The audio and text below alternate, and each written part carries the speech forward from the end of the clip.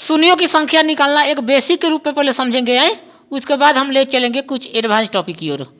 ये देखो बबुआ, दो संख्या को मैं गुना करता हूँ, दो शून्य की संख्या तभी पॉसिबल है जहाँ 2 और 5 का रोल होना चाहिए। 2 और 5, अजीत भाई यहाँ देखो बबुआ, 2 गुणे 5 गुणे 2 गुणे 5।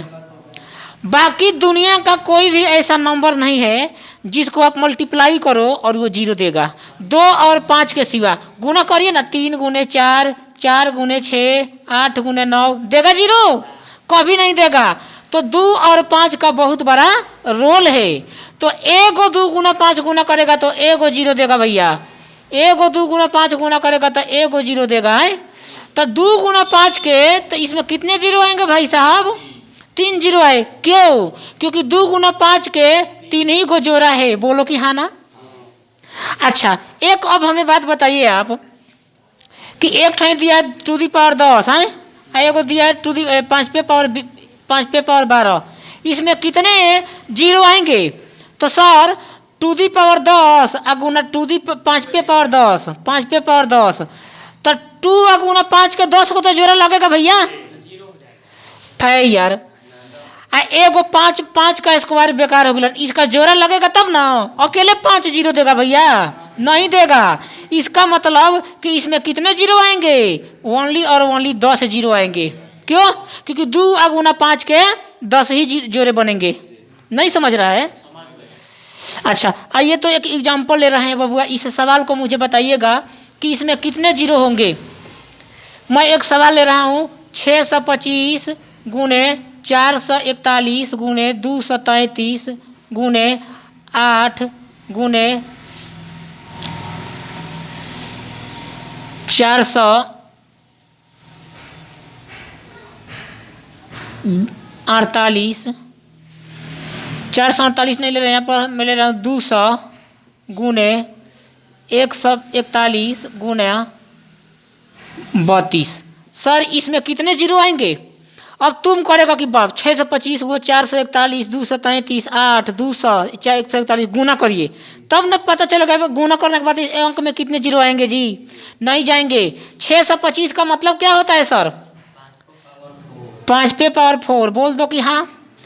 एक में 2 बात तो कहें कि एक का मुँह मारने के लिए लिखा है, एक में 2 है ही नहीं। एक का मतलब 2 दी पावर 3। अरे यार, एक का मतलब 40 गुणे 5, तो 2 गुणे कितना बार मत तोड़े 10 के स्क्वायर, 2 गुणे 5, 5 गुणे 2, 5 दूनी के 10, 10 दूनी के 20, 20 दूनी के 40 और 40 5 200। लिख सकते हैं क्या भाई साहब? तो 1 2 3 2 दी पावर 3 गुणे 5 पे पावर 2 लिख सकते हैं कि नहीं लिख सकते हैं? अगुना 141 में का बा? कुछ नहीं है। 32 में क्या है भाई? 2 दी पावर 5। अब 5 के पावर 6 हो जाएगा क्या साहब? और 2 दी पावर 3 3 6 5 11। यार 5 पे पावर 6 अगुना 2 दी पावर 6, एकरे जोड़ा लगेगा, बाकी का जोड़ा नहीं लगेगा। कितने 0 आएंगे सर? 6 0 आएंगे। सवाल का उत्तर समझ गया? सवाल दे एक बनाओगे? चलिए सर, अगर आप इस सवाल को बनाते हैं तो बेहतर रहेगा।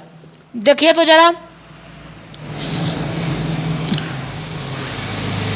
25 के पावर 8 गुणे 30 पे पावर 36 गुणे 41 पावर 842 गुणे 33 पावर 446 गुणे 22 पावर 80 गुणे 23 पावर 40 गुणे 32 पावर 42। कितने 0 होंगे? How many 0 are possible in this number? इस संख्या में, इस भयंकर संख्या में कितने 0 आएंगे? अरे यार एनडीए के स्टूडेंट हो, यहाँ पर ध्यान दो। मुझे 5 और 2 निकालना है, बाकी से मतलब नहीं है। एकरा में है क्या? एकरा में है? एकरा में है ही नहीं। बाकी इसमें तो 1 और 2 मिलेगा सर। मिलेगा कैसे? 11 गुणे 2 बिल्कुल। तो इसको कैसे ब्रेक करे? अरे भाई 5 पे पावर 2 5 पे पावर 16 लिखना भाई। एकरा में 5 भी है, 2 भी है, और 3 को मुंह मारो। तो ये 5 पे पावर 36 गुने टू दी पावर भी 36 भाई, हमें टू दी पावर 80 गुने इसमें टू दी पावर 5 अब 42 बचे 220 210। चलिए साहब 5 के पावर 16 5 पे पावर 36 कितना आएगा सर? 5 पे पावर 52। बाकी को मुंह मारिए है, बहुत ज़्यादा लंबा जाएगा है ना, तो एहू में से टू दी पावर 52 लेना होगा। इसमें जीरो कितने आएंगे सर? 52 जीरो आएंगे। वो संख्या क्या आएगी? बाप रे, वो संख्या जो भी आएगी 5 7 8 1 9 है, वो जो भी संख्या आएगी उस संख्या में कितना जीरो होंगे सर? 52 जीरो आएंगे। पता लगाते लगाते थक जाएंगे वो कितना अरब संख्या होगी, है ना। तो 52 जीरो आएंगे। बात को समझ गया?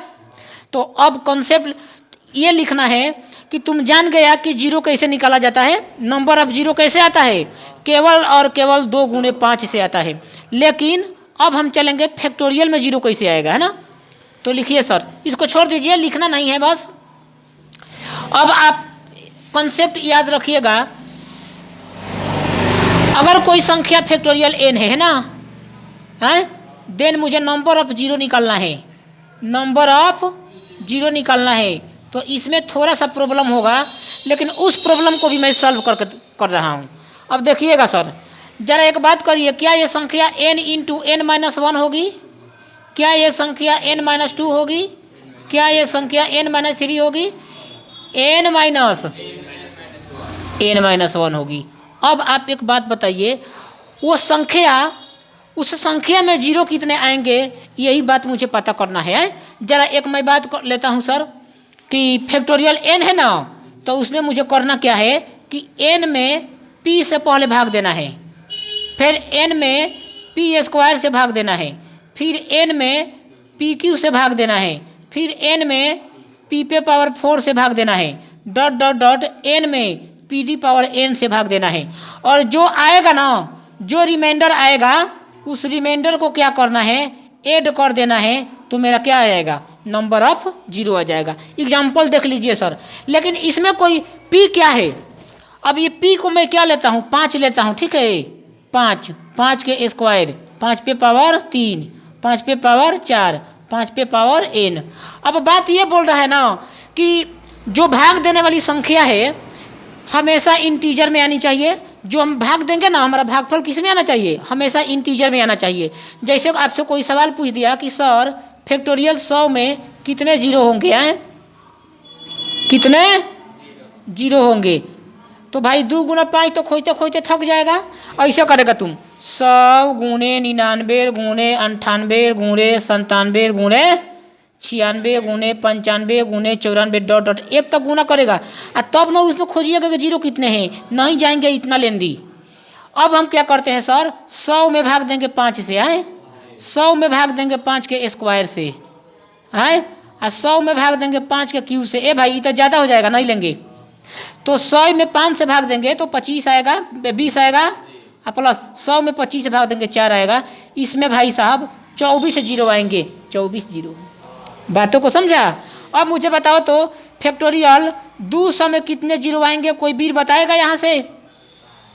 सर 200/5 प्लस 200/5 के स्क्वायर प्लस 200/5 के क्यूब, 4 से भाग लगाएगा 625 हो जाएगा यार, नहीं लेंगे। तो कितना बार में जाएगा सर? 40। कितना बार में जाएगा? 8। ये सर 5 का क्यूब 125, एक बार में नहीं जाएगा लगभग, वो भी लेना है। हमेशा अभी तो पढ़ाया कि रिमाइंडर जो होना चाहिए हमेशा इंटीजर में होना चाहिए। तो 48 है, 49 जीरो होगा इस घटिया सवाल का उत्तर। बातों को समझा? और तुम सोच रहा है कि ए सर 2 से कहीं नहीं काट, 2 से ज़्यादा काट, 2 से काटेंगे तो ज़्यादा ना हो जाएगा, 2 से काटेंगे। ये भाई 200 में 125 से भाग जाएगा, लगभग एक बार में नहीं जाएगा। काटने के लिए तो 2 बार में कटेगा, लेकिन 2 बार में नहीं काटेंगे, उससे छोटा ही होना चाहिए। और n always greater than p होना चाहिए, n always greater than p² होना चाहिए। ये बात भी याद रखना है, ठीक बा। कहने का मतलब कि अगर 200 में मान लीजिए 5 पेपर यहाँ 4 हो गया तो n का मान तो p से छोटा हो जाएगा ना, नहीं दे पाएंगे भाग। चलो